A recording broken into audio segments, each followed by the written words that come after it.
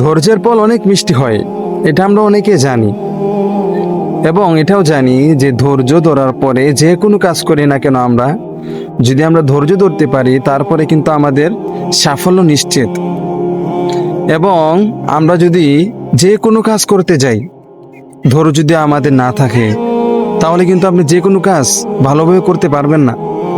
এবং কি শুধু ধৈর্য থাকলে হবে না, আপনি যে কাজটি করবেন ওই কাজটি মাঝে আপনার সর্বোচ্চ চেষ্টা থাকতে হবে এবং আল্লাহ তাআলার প্রতি বিশ্বাস থাকতে হবে, আল্লাহ তাআলার উপর তাওয়াক্কুল থাকতে হবে। তারপর না আপনি ধৈর্য ধরে এগিয়ে যাবেন, আল্লাহ তাআলা আপনাকে সাফল্য দেবে ইনশাল্লাহ।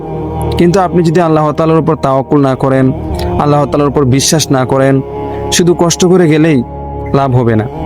এর জন্য এখন থেকে আমরা যে কোনো কাজ করি আল্লাহ তাআলার উপর বিশ্বাস রেখে ধৈর্য ধরে এগিয়ে যাব, ইনশাল্লাহ সফল হবেন ইনশাল্লাহ। কারণ আল্লাহ তাআলা কাউকে কখনোই নিরাশ করেন না।